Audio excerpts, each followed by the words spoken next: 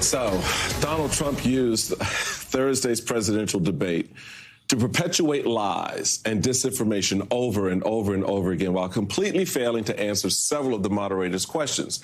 Those lies continued when an emboldened Trump took a victory lap at a post-debate rally in Virginia on Friday.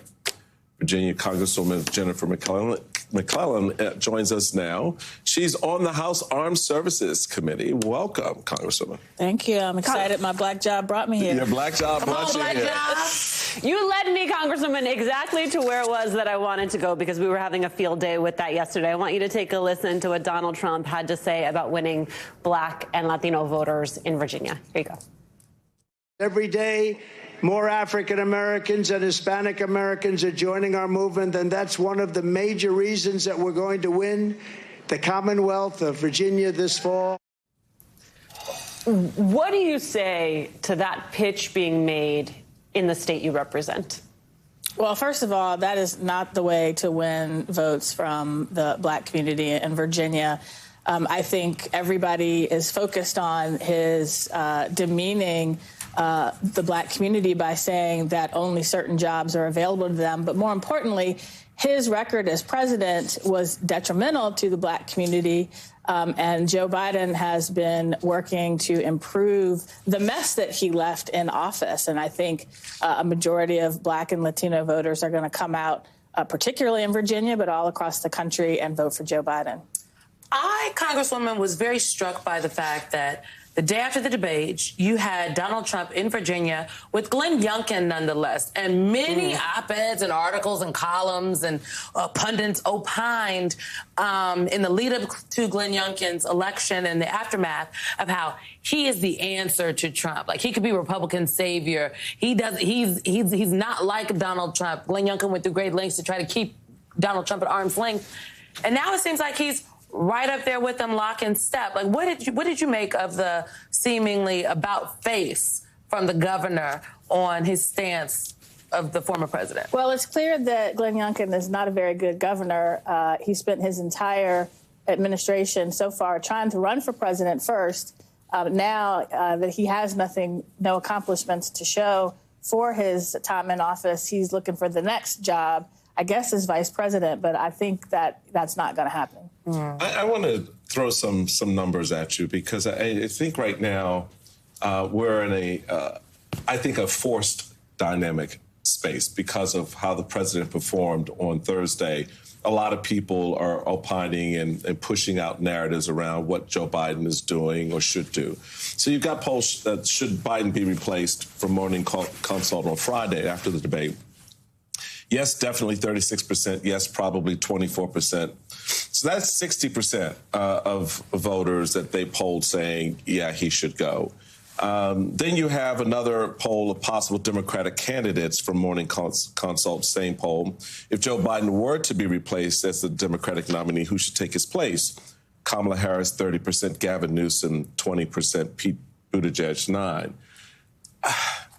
I don't even like having this conversation because I think it's unnecessary relative to Donald Trump, and no one seems to be pressing him or putting any pressure on him to step out.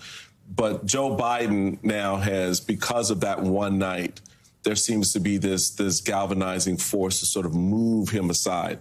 And I asked Jonathan Allen, who was just here, about is anyone accounting for the political consequences of that? Because there are real political consequences that come from that action.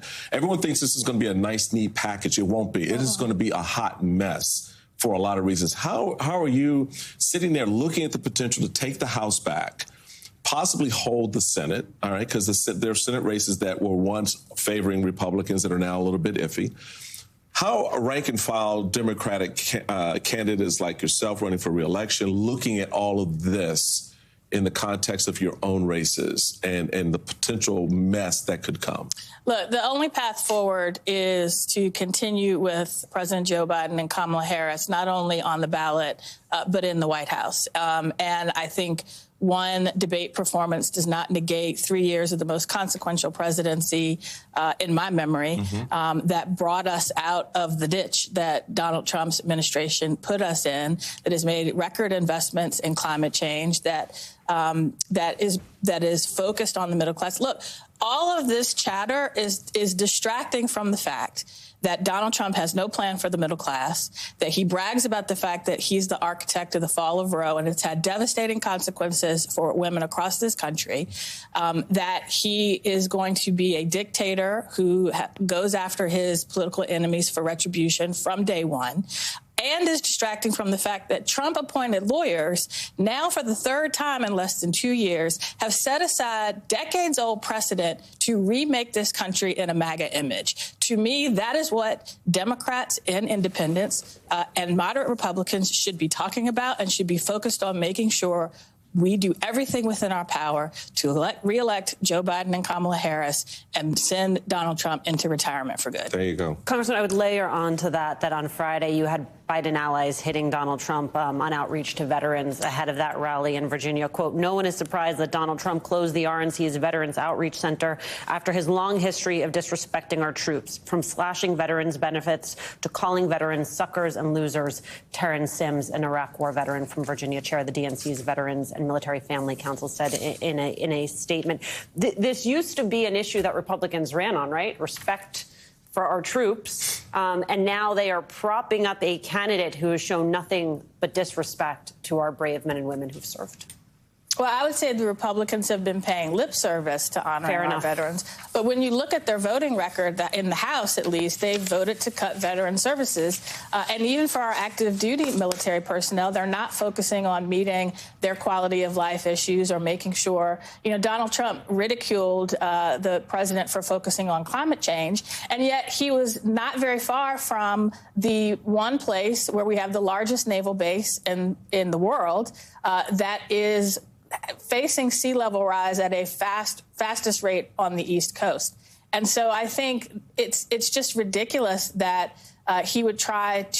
Trump would try to reach out to veterans and pay lip service when his actions and his own rhetoric shows that he doesn't care about veterans. Congresswoman Jennifer McClellan of Virginia, thank you so much, Congresswoman, for being with us.